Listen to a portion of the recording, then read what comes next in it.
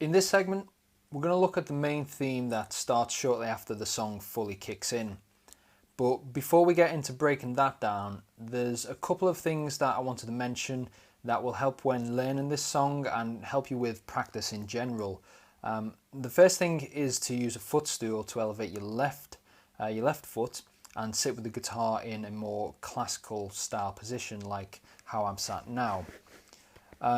This is something, like I say, that will not only help with you learning this song but also with your practice in general.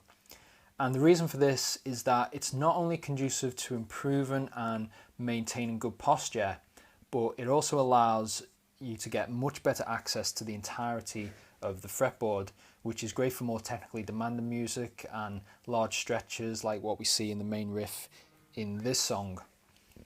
Also, posture is something that I find gets overlooked quite often, and a lot of my students do this, and it's something I try to reinforce very much so with them.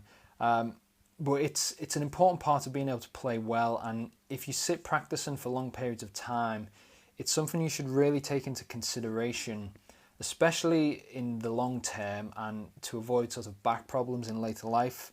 So if you don't use a footstool already, I highly recommend getting one and switching to this classical style of position when practicing. And the other thing that I wanted to mention is the time signature. Now the song is in 7/8 and I've transcribed it that way because that's how it was initially written. But you'll find that a crotchet or quarter note pulse is actually a better way to feel the music, and this is even how I've set the click in the backing tracks with your song pack. So basically, instead of counting sort of 1, 2, 3, 4, 5, 6, 7, 1, 2, 3, 4, 5, 6, 7, count instead 1, 2, 3, 4, 5, 6, 7, 1, 2, 3, 4, 5, 6, 7. And this means you'll then be counting the music in 7/4 rather than 7/8. And the thing to be aware of here is that one bar of 7/4 is going to be the equivalent of 2 bars of 7/8. So when you're feeling that crotchet pulse, 1 bar of 7/4 is going to cover 2 bars of the notated music. So that's something just to be aware of and keep in mind when you're reading the tab and you're figuring out the parts in the music. So let's move on to the main theme and start breaking that down.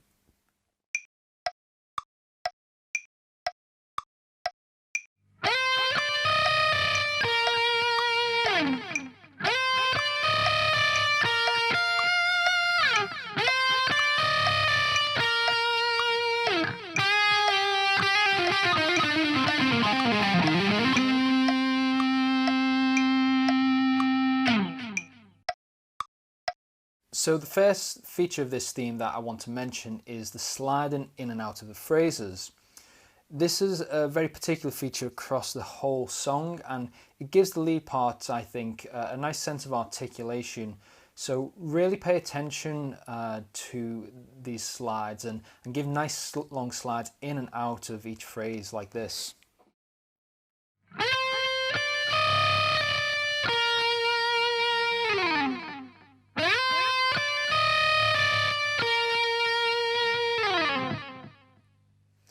And also don't be afraid to really exaggerate and emphasize, possibly even overemphasize these slides. Now I'm sliding in from somewhere around the 5th fret and then sliding out all the way down as far as I can go.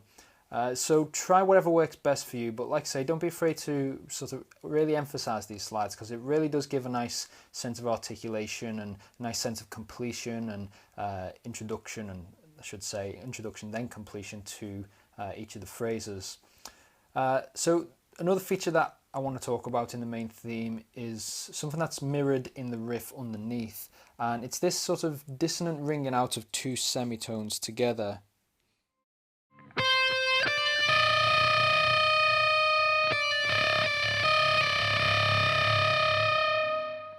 Now by itself it's quite jarring and a little bit unpleasant, but in the context of the melody and because it resolves quite quickly, it works really well. Now simplified, what we're actually playing is this.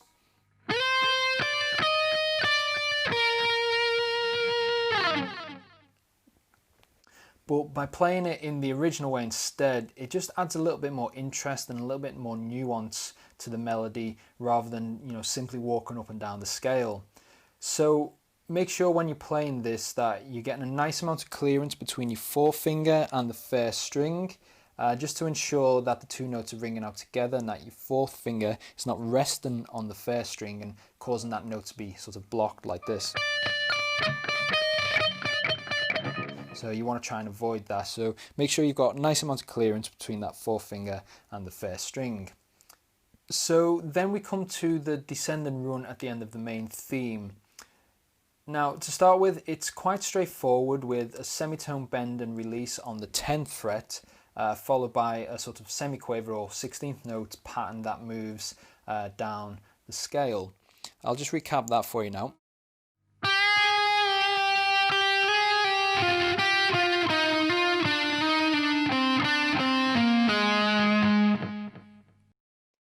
So the trick here is really how you approach the movement between the second and the third string. For me, I prefer a sort of inside picking approach where I start with a downstroke on the second string and follow that with an upstroke on the third string, like this.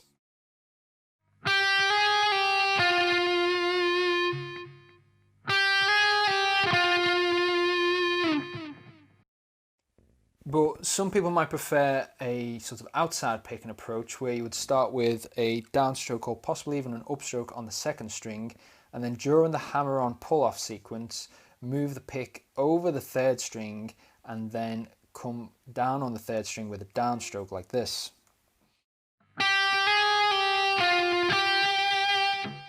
So this way you're kind of going on the outside of the strings rather than the inside, which is the way I prefer.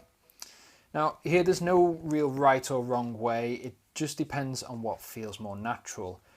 I'd suggest experiment with both and see what works best for you. So then the last part of this main theme and the last part of the phrase is this final run at the end, which is a kind of flurry of legato semiquaver triplets or 16th note triplets.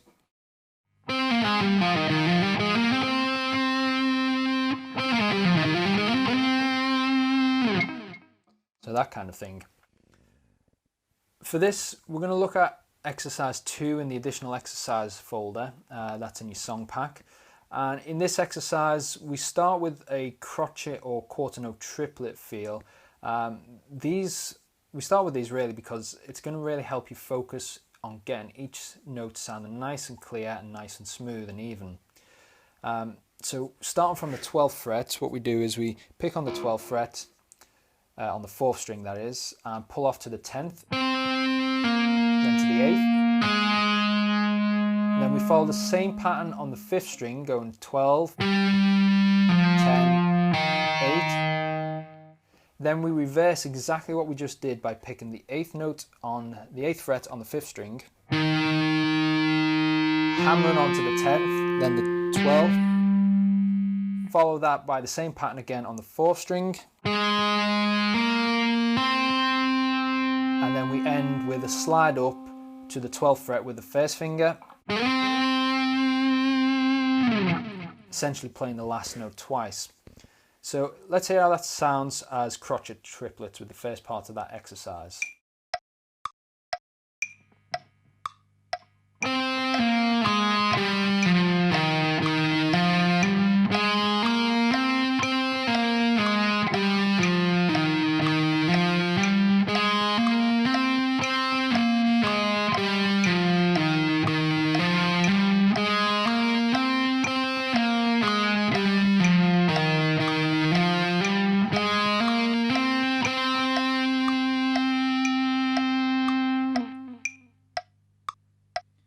Again, really pay attention to getting each note sounding nice and clear and even.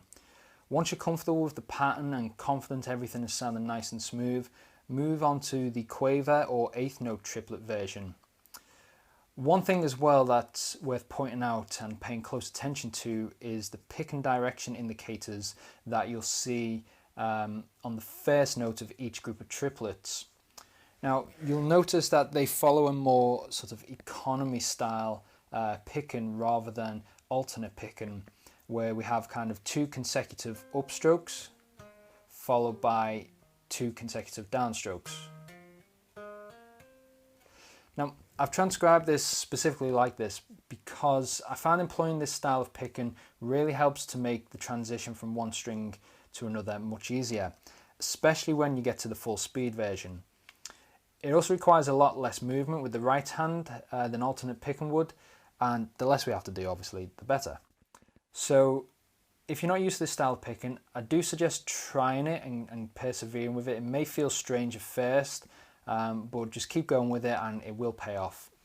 So let's have a quick playthrough of the second part of the exercise and hear how that sounds.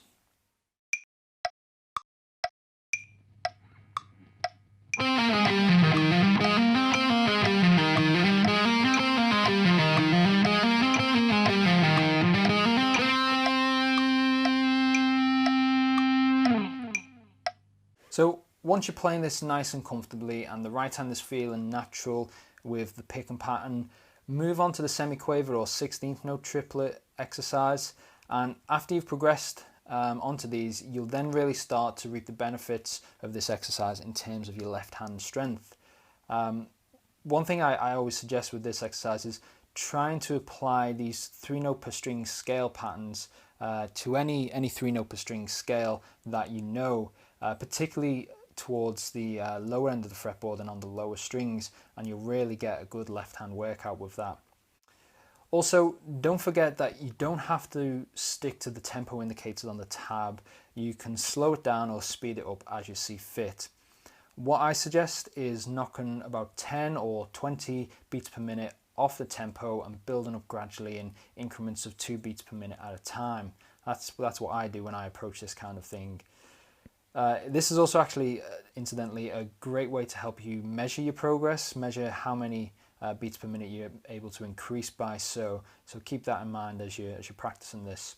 So then let's just play through the last part of this exercise, the semi-quaver triplets, and then we'll move on to the next segment in these tutorials.